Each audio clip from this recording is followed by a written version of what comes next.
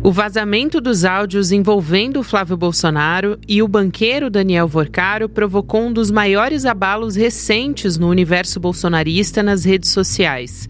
Os dados dos últimos dias mostram um bolsonarismo acuado, reativo e em posição defensiva. Ao contrário do que normalmente acontece, foi o campo anti-bolsonarista que passou a ditar o ritmo da narrativa digital.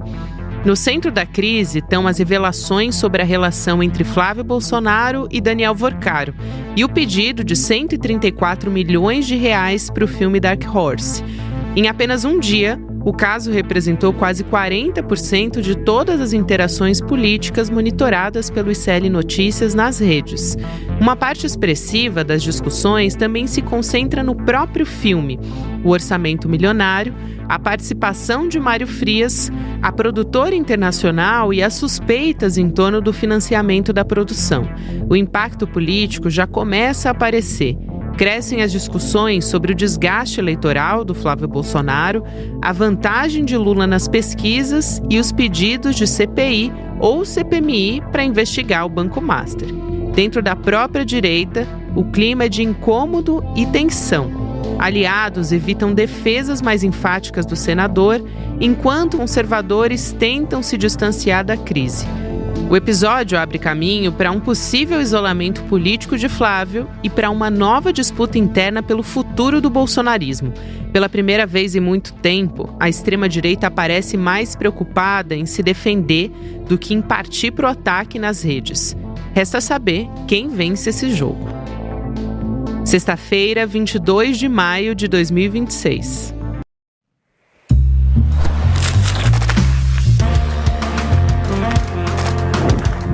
Sou Gabriela Varela, esse é o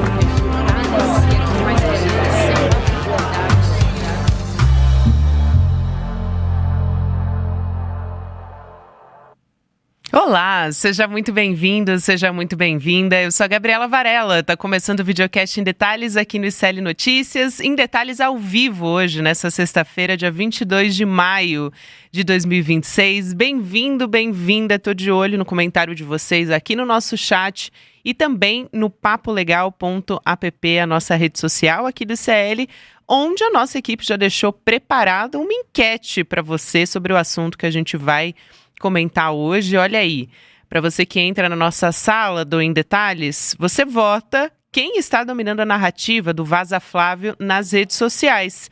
Os bolsonaristas, os progressistas ou os isentões?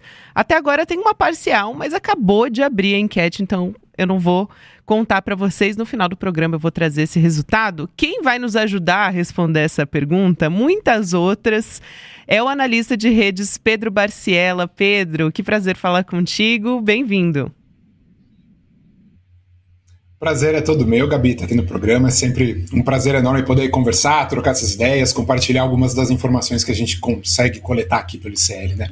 Aliás, você que está avaliando todos os dias, né? Eu quero saber como é que tem se comportado esses atores políticos bolsonaristas diante da Vaza Flávio. Nos seus relatórios que você produz diariamente, para quem nos acompanha aqui no ICL entender, né? O Pedro Barciela produz diariamente relatórios, ele traz análises para a gente e acompanha muito de perto a repercussão desse escândalo, então, nas redes sociais, né?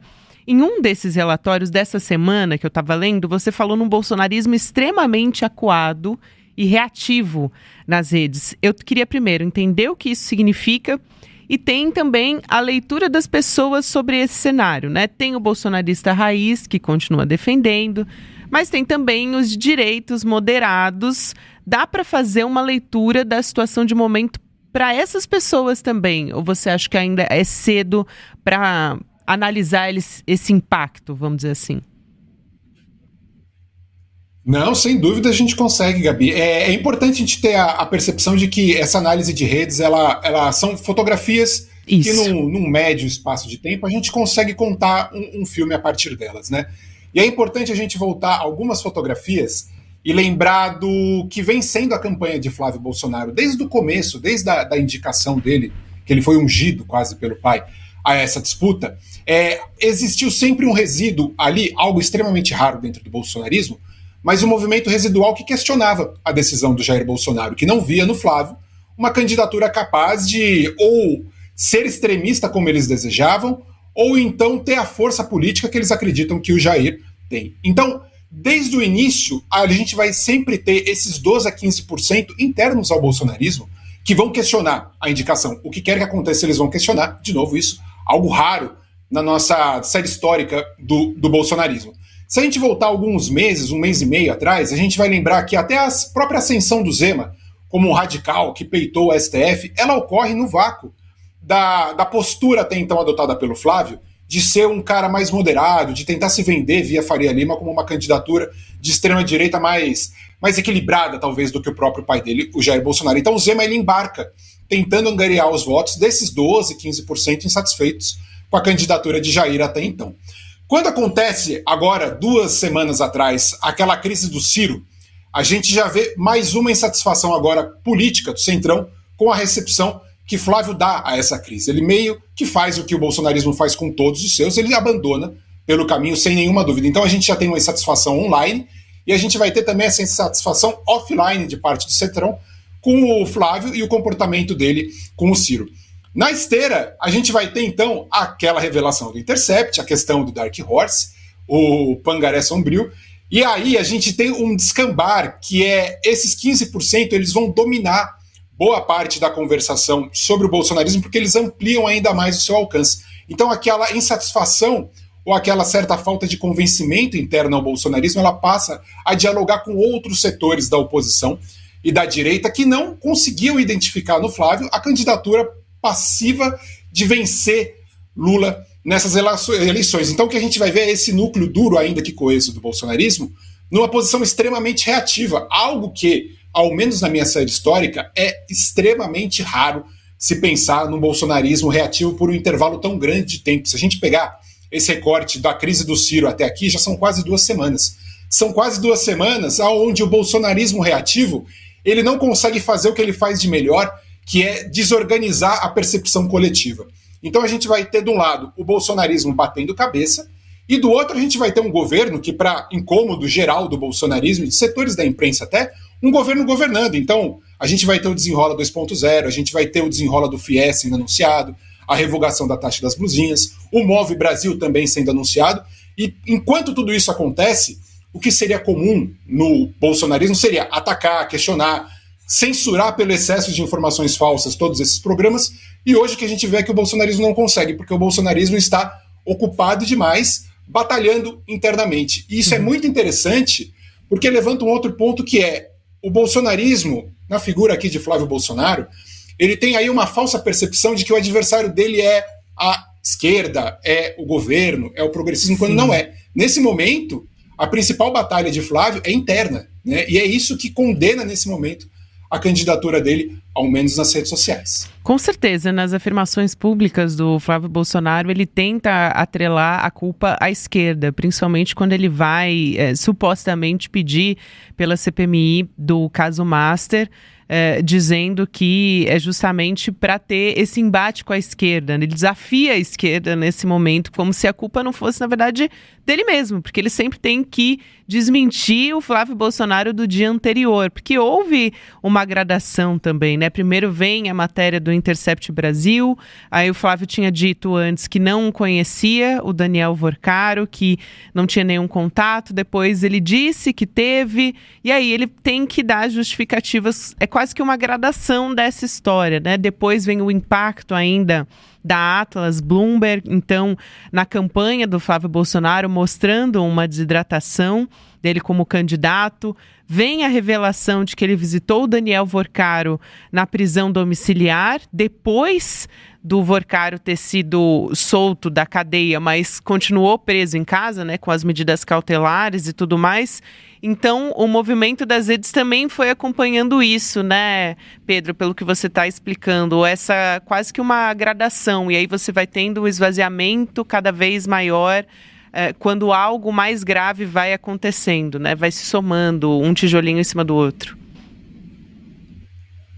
Perfeito, Gabi. É exatamente isso. Vão se somando tijolos da denúncia e, ao mesmo tempo, num espelho invertido, vão se reduzindo os tijolos que seriam a defesa, né, a barricada do bolsonarismo. Então, quando acontece a primeira sangria, ela já é um tijolo retirado que se soma a esses 12, 15% que eram atores ligados ao Zema, ao próprio Renan Santos, eram figuras de extrema-direita que ao longo dos últimos 4 anos eles oscilavam ou flutuavam ali entre o bolsonarismo, quando lhe era interessante, entre uma posição menos radical de direita, quando também servia para algum objetivo político, mas eles estavam ali. Enquanto não havia questionamento, enquanto Flávio era de fato uma candidatura que estava em ascensão, não havia esse questionamento.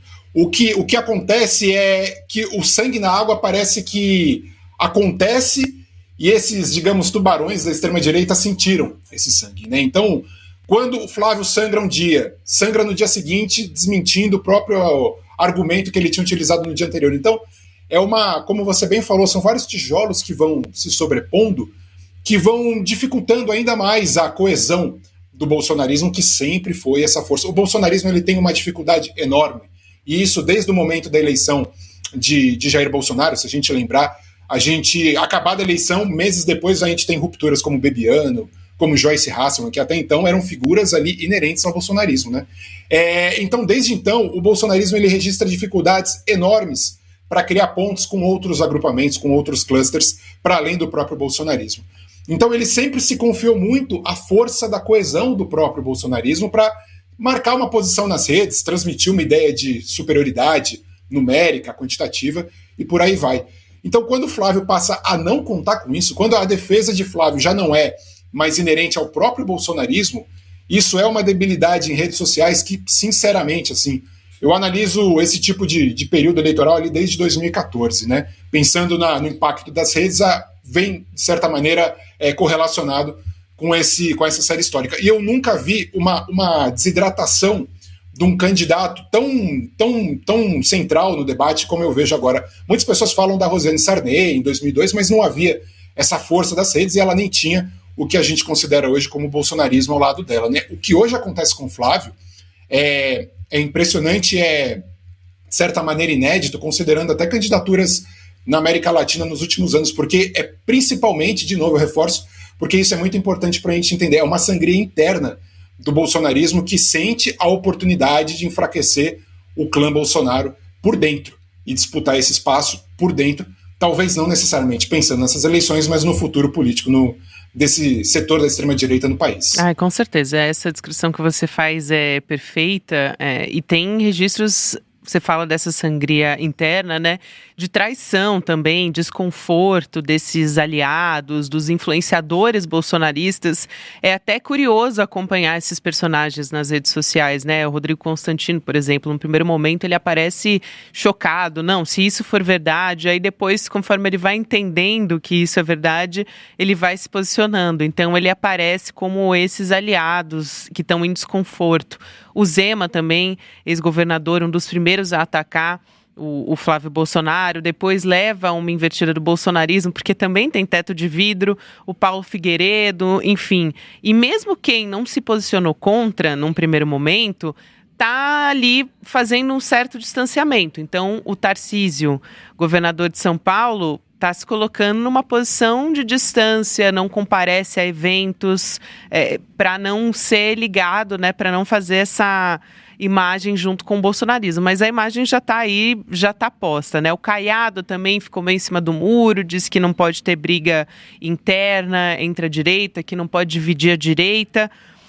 E a própria Michelle Bolsonaro, que aí virou até meme, viralizou, né? Foi uma coisa assim à parte, porque quando ela fala, eu não vou me meter nesse assunto, na verdade ela já está se metendo, porque ela abre um sorriso para o repórter, né, para o jornalista, enfim, que vai perguntar para ela, e aí tem esses rachas significativos, então, na direita, como você já observou aqui, aliados largando mão do Flávio Bolsonaro diante desse desgaste eleitoral.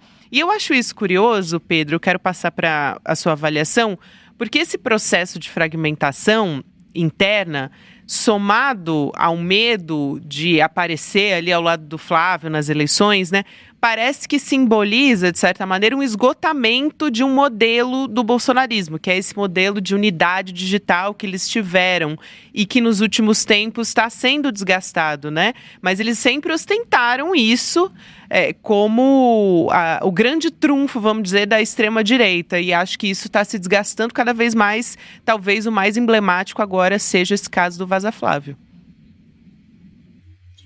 Perfeito, Gavi. E é um esvaziamento muito interessante de se observar, porque ele acontece também em várias frentes, né? Para além do Vaza Flávio, ele se correlaciona com algo que talvez as pessoas tenham percebido, mas analisando o monitoramento, isso se converte também em números, né? Nas últimas 2 semanas, a gente teve uma queda histórica no volume de menções ao STF e seus ministros. Então, é quase que um fenômeno de cobertor curto dentro do bolsonarismo que, para tentar tapar esse buraco causado pelo Vaza Flávio, eles arrefeceram demais o volume de ataques ao STF, ao Moraes, ao Toffoli, por aí vai. Então é quase que uma reorganização de tropas, porque um flanco ficou extremamente debilitado. E com essa reorganização, como você bem disse, a gente vai tendo algumas baixas, a gente vai tendo algumas pessoas saindo do front, algumas pessoas olhando aquele cálculo e entendendo que não é mais útil ficar ao lado de Flávio. Eu tenho a impressão de que essa debilidade momentânea ela é causada pela figura de Flávio. A figura de Jair, ela ainda tem uma força muito grande, uma capacidade de fomentar essa coesão interna ao bolsonarismo que é inquestionável pelo medo, talvez, internamente no bolsonarismo.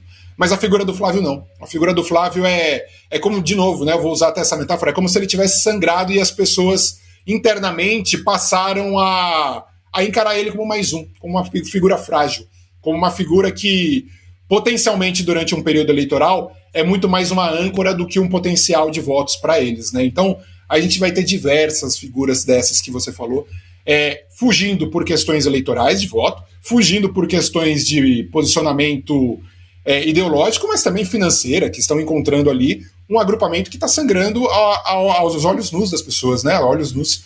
E sem nenhuma perspectiva. Eu acredito que esse seja o principal temor que a gente observa hoje em alguns agrupamentos de direita, não necessariamente bolsonarista, né? Que até então viam na figura de Flávio a possibilidade de derrota de Lula e da esquerda no Brasil. Com essa crise, eles passam a enxergar a vitória de Lula, principalmente, mas a perspectiva de uma derrota da direita que ainda ficaria submetida ao bolsonarismo, com o clã Bolsonaro controlando parte dessa composição política no Brasil. Isso é muito perigoso para esses agrupamentos de direita que não enxergam um futuro, né? O Brasil hoje, a direita, ela é totalmente cooptada nas redes sociais pelo bolsonarismo. A gente vai ter uma fagulha ou outra ali com o Renan Santos, com o MBL, mas que hoje elas são fagocitadas, né?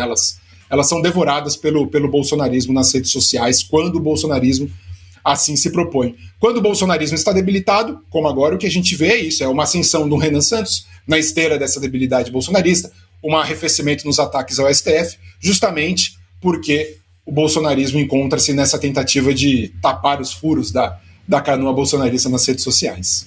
E como é que você avalia, Pedro, essa tática que alguns têm, acho que o próprio Flávio, de tentar ainda de alguma maneira levar de volta esse escândalo para o governo, né? Querem dizer, o Flávio Bolsonaro, os aliados do Flávio querem colocar essa imagem do escândalo do Banco Master no governo Lula e tirar de si próprio, né? Então eles insistem nessa tática a essa altura do campeonato, enfim, depois de todo esse escândalo da reportagem do Intercept Brasil, o PL. Para justificar isso, eu acho também que isso é mais uma tática política do que jurídica, mas está tentando derrubar a pesquisa Atlas, que foi a primeira que saiu mostrando uma desidratação do Flávio na campanha. E muito do movimento das redes também vem disso, né? E a pecha Bolsomaster ficou muito forte. Vieram memes, a camiseta do Flávio Bolsonaro, num primeiro momento, foi completamente desmoralizada, né? Associar a imagem do Lula a essa altura, enfim. E tem até o meme do Sérgio Moro também, no momento que o Flávio Bolsonaro vai fazer aquela primeira declaração, né? Admitindo que visitou o Daniel Vorcaro em casa, um dia depois que ele sai da prisão para domiciliar, que o Sérgio Moro tá olhando pro nada, assim, cabisbaixo, né? Enfim, um símbolo do combate à corrupção, supostamente, ex-juiz da Lava Jato, que estava ao lado do Flávio Bolsonaro no meio desse escândalo, né? Se colocando ao lado dele, é realmente impressionante. É claro, também virou meme nas redes. Total, Gabi. Eu tento, assim, sempre ter uma parada que eu uso muito para os trabalhos que eu faço, que é o perspectivismo, né? Então, eu tento sempre me colocar na figura do outro, dentro do possível. E quando isso aconteceu, nós pensamos no Flávio, a gente vai lembrar das acusações de rachadinha, na loja de chocolate, na mansão. Então, a gente já tem uma visão enviesada, que a gente olha o Flávio, a gente imagina ou a gente elabora, digamos assim, a persona de um picareta. Mas eu tento pensar pelo lado de lá. O que seria, por exemplo, se hoje nós nos dessemos de cara com o áudio do Lula pedindo dinheiro para o Vorcaro? Nós também acreditaríamos que acabou, assim, que não havia solução. Assim. Eu interpreto hoje o bolsonarismo e esses atores ligados ao bolsonarismo na mesma perspectiva. Eles estão olhando um áudio de um candidato à presidência da República implorando centenas de milhões de reais para um cara que é um corrupto, que é um ladrão, que roubou dinheiro de aposentados. Assim, eu não vejo nenhum sentido na abordagem que o Flávio vem dando até agora para esse caso, na tentativa de ou tergiversar, ou jogar, ou falar você também.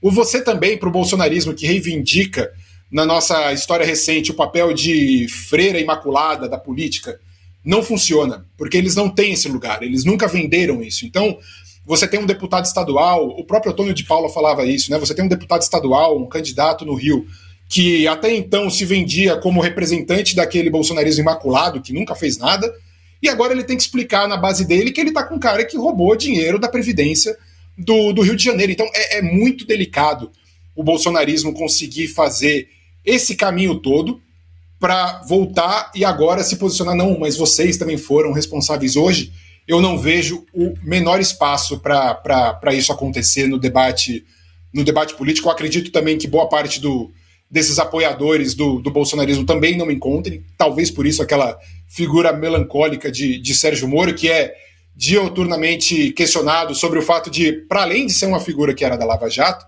ele foi uma figura que saiu atirando do governo Bolsonaro, em grande parte também por escândalos ligados a Flávio Bolsonaro. Assim. Então, é uma sobreposição de notícias e de informações que são muito, muito, muito negativas para Flávio Bolsonaro. E o que a gente consegue observar nas redes sociais é justamente essa percepção nas pessoas. Quando surge o áudio, a primeira reação da base bolsonarista é falar que ele era formado por inteligência artificial. Então, o próprio argumento parte do pressuposto de não, isso é muito sem noção. Isso só pode ser inteligência artificial, vocês estão inventando. Então, é isso que o bolsonarismo, ou melhor, Flávio Bolsonaro hoje, tenta explicar, justificar e não consegue. Ele simplesmente tem essa retórica, mas essa retórica dele não flui, não gera nada para além do próprio bolsonarismo. A gente tem hoje uma composição que produz muito pouco de interações a partir dessa crise, para além da polarização. Entre os não polarizados, isso vai oscilar ali entre 5% e 3%. Mas isso também é muito importante, porque, como eu falei lá no começo, ele prende o bolsonarismo numa lógica, como você bem falou no começo também, reativa, que isola, engessa o bolsonarismo num período muito importante desse ciclo eleitoral. Então, para além de se estamos dialogando com usuários, atores, para além da polarização ou não, o bolsonarismo, nesse momento, ele está numa camisa de força nas redes sociais, que não o permite falar de outra coisa que não seja a sua própria sobrevivência, a própria defesa e a própria blindagem desse candidato deles, que queiram eles ou queiram não, é o Flávio Bolsonaro. E eu fico pensando também, por outro lado, que é um momento em que a esquerda consegue, né, os progressistas também pautar o debate. Estava lendo alguns comentários nesse sentido aqui, para quem está nos acompanhando ao vivo em detalhes, porque esse escândalo do Flávio, na desidratação desses personagens da direita, da extrema-direita, né, se soma com a mobilização pelo fim da escala 6x1, à medida que tem emenda que queria desidratar a PEC, né? contra a escala 6x1, com jornadas de até 52 horas, também com aquela transição de 10 anos e não uma transição mais imediata para fazer valer realmente o fim da escala 6x1. Então, tudo isso, nessa flexibilização, ou a intenção muito clara de flexibilização das regras trabalhistas, isso também vai desidratando, né? É porque você tem a personalização dessas figuras. Não sei se você observou isso também nas redes, Pedro. Você tem ali o Flávio Bolsonaro sendo cobrado, o Nicolas Ferreira, a Júlia Zanata, enfim, esses personagens aparecem também, e aí você cola realmente essa imagem a esses personagens, né? Esses fatores eu acho que se somam também à desidratação do bolsonarismo nas redes. Sem dúvida alguma, Gabi. E é importante, principalmente, de novo, justamente por conseguir deixar reativo o bolsonarismo, que se propõe outras pautas, como essa da escala 6x1, que aí sim dialoga completamente com atores não polarizados, com perfis para além dessa polarização, para além do bolsonarismo, para além do antibolsonarismo, atingindo uma campanha que há muito tempo eu não via partindo da esquerda, mas que é muito comum entre usuários bolsonaristas, que é a tentativa de constrangimento individual e regional de deputadas e deputados, né? Então, quem são aqueles que votaram contra você? Aqui é o contato deles, faça pressão. E não só existiu essa pressão, que veja, ela não visa atingir necessariamente um Flávio ou uma Zanata para eles mudarem de voto, mas mira muito nas franjas desses movimentos. Então, não o bolsonarista raiz, mas aqueles atores de direita que durante muito tempo orbitaram ao redor do bolsonarismo por, enfim, talvez uma filiação ideológica, talvez um interesse puramente eleitoral, mas que ali orbitavam durante um certo período. Eu vou citar como exemplo, que hoje eu acabei vendo no monitoramento, que é um deputado por São Paulo, chamado Vitor Lippe, era até então do PSDB, eu acredito que ele foi para o PSD, havia votado uma decisão ali, havia decidido por algo que era totalmente contrário ao interesse dos trabalhadores, aquela questão de adiar por muito tempo o fim da escala. Ele foi pressionado, e ele foi pressionado por páginas regionais do estado de São Paulo, não foi pressionado por páginas necessariamente políticas de esquerda ou progressistas sobre o tema. E ele reviu o voto dele, ele fez um ofício pedindo para mudar o voto e por aí vai, justamente por essa pressão. Pressão essa que talvez em outros contextos, onde o bolsonarismo estivesse mais, digamos, empoderado, haveria uma dualidade, haveria uma disputa que ele se sentiria muito confortável em ignorar essa parcela da sociedade. Porém, hoje, com o bolsonarismo reativo, essa presença da esquerda, dos setores progressistas e até mesmo de não polarizados interessados pelos benefícios dessa pauta, conseguem fazer pressão, conseguem ser ouvidos. E por isso, modificar na prática, na vida real, digamos assim, o voto e o futuro da população, querendo ou não, né? Excelente, Pedro. É, assim, uma oportunidade gigantesca, né, no campo digital para ocupar espaço, para pautar o que realmente importa no caso do governo Lula, né, e dos progressistas. É para se mobilizar mesmo em torno de uma agenda. Quero muito agradecer a sua presença aqui no Em Detalhes. Acho que foi sua primeira vez ao vivo aqui comigo. Que bom que deu certo, Pedro. Estou muito feliz. Obrigada. Adorei sua presença. Eu que adorei, Gabi. Nossa, muito, muito feliz que deu certo. Estou à disposição, sempre que tiver oportunidade de voltar aqui, é só chamar. Obrigada, meu querido. Até a próxima. Bom trabalho. O Pedro Barciela, que sempre faz as análises das redes sociais e traz diariamente para a gente aqui no ICL. Hoje ele veio contar para a gente num programa bem completo sobre essa repercussão do caso do Bolsomaster e do Vaza Flávio. Vou trazer o resultado da nossa enquete para você. Quem está dominando a narrativa do Vaza Flávio nas redes? A gente tem, então, bolsonaristas 5%, progressistas 88% e isentões 7%, progressistas 88%, vai ao encontro do que estava explicando aqui o Pedro Barciela. É um momento em que realmente está muito propício para dar as cartas o governo Lula, o campo progressista também, diante desse escândalo. E quero convidar você que está me acompanhando aqui, para você que, aliás, já veio essa semana junto comigo no Em Detalhes, eu tenho falado muito da série da Bandidos de Farda, também do documentário. Você viu que tinha uma edição especial da nossa revista, da revista Liberta, tem uma edição especial rolando sobre a nossa série Bandidos de Farda. E agora chegou essa versão impressa, muita gente pedindo que queria garantir a nossa revista especial, né? no físico. Se você quer ter nas suas mãos a primeira edição física da revista Liberta, que reúne todas as nossas reportagens especiais de investigação, comandada pela Juliana Dalpiva, Igor Melo, Chico Otávio, Shirley Alves também participando dessa série, além dos artigos exclusivos, você pode participar. Tem a oportunidade de você garantir a sua edição impressa, então fica a dica para você ter esse item de colecionador nessa edição promocional para você. Vai lá em Detalhes ICL, aliás, desculpa, é icl.com.br/liberta para você garantir o seu exemplar nessa condição especial de lançamento para receber a sua Liberta na sua casa. Semanalmente tem a revista Liberta aqui para você e fortalecer o nosso jornalismo independente. Seguimos então na nossa programação. Agora tem Mercado Investimentos com a Débora Maganha, depois o Rolê ICL, e você pode ouvir Em Detalhes em qualquer momento do seu dia nas plataformas de áudio. Tem conteúdo novo de segunda a sexta-feira. Até a próxima. Curiosidade do dia. Você sabia que mais da metade das pessoas da comunidade do ICL tem mais de 50 anos de idade? Pois é.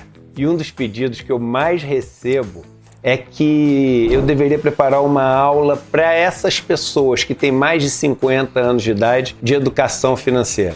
De verdade, já são centenas de vezes que as pessoas me pediram isso. E eu finalmente resolvi parar o que eu estava fazendo aqui e preparar uma aula incrível, como construir patrimônio depois dos 50. Ela vai acontecer dia 31 de maio às 8 horas da noite. Vocês vão achar muito bacana, que eu vou trazer várias coisas práticas, que aliás não precisa ter mais de 50 para aproveitar, todo mundo vai poder aproveitar. E no dia 31 vocês vão aprender muita coisa para colocar em prática. Um abraço e até lá!